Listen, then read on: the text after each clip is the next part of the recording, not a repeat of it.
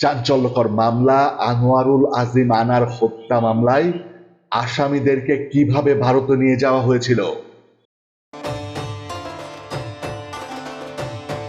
ঝিনাইদহ ৪ আসনের এমপি আনোয়ারুল আজিম হত্যাকাণ্ডে অংশ নিতে মোহাম্মদ মোস্তাফিজুর রহমানকে কিডনি রোগী ও ফয়সাল আলী ওরফে সাজিকে হৃদরোগের রোগী সাজিয়ে ভারতে নেওয়া হয়।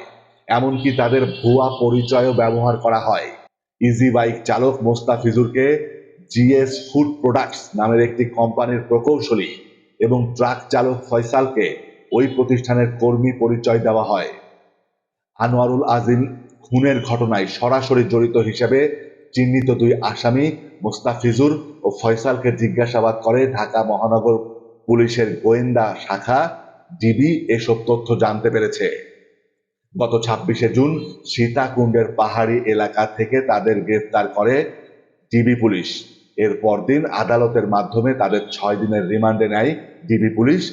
গত মঙ্গলবার মোস্তাফিজুর আদালতে জবানবন্দি দিয়েছেন, আর 6 দিনের রিমান্ড শেষে বুধবার ঢাকার আদালতে ফয়সাল স্বীকারোক্তিমূলক জবানবন্দি দেন। ডিবি ও আদালত সূত্রে জানা যায়, এমপি আনোয়ারুল আজিম খুনের মূল পরিকল্পনাকারী আখতারুজ্জামান ওরফে শাহিনের সহকারী পিএস মোহাম্মদ সিয়াম হোসেন এই দুজনের ভারতে যাওয়ার সব ব্যবস্থা করেন। এছাড়া চিকিৎসার নামে ভারতে যাওয়ার ভিসা পেতে মোস্তাফিজুর ও ফয়সালের জন্য চিকিৎসকের ভুয়া ব্যবস্থাপত্রও তৈরি করা হয়। ডিবি সূত্র আরও জানায়, কলকাতায় যাওয়ার জন্য তাদের খুলনা থেকে ঢাকায় এনে পাসপোর্ট তৈরি করে দেন আখতারুজ্জামান।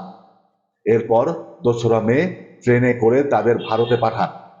তারা ভারতে গিয়ে খুনের পরিকল্পনা বাস্তবায়ন করা চরমপন্থী নেতা শিমুল ভূঁইয়ার কথা অনুযায়ী নিউ মার্কেটের একটি হোটেলে ওঠেন। সেখান থেকে সঞ্জীবা গার্ডেন্সের ফ্ল্যাটে গিয়ে 13ই মে এমপি আনোয়ারুল আজিমকে তারা সহ কয়েকজন মিলে হত্যা করেন। 19শে মে দুজন ঢাকায় ফিরে আসেন। ডিবির তদন্ত সংশ্লিষ্ট সূত্রগুলো আরও জানিয়েছেন, আনোয়ারুল আজিমকে অচেতন করতে চেতনানাশক ব্যবহার করেছিলেন ফয়সাল। অন্যদিকে খুনের আগে আনোয়ারুলকে চেয়ারে বেঁধে ফেলার কাজটি করেন। তাদের মধ্যে ছিলেন মোস্তাফিজুরও।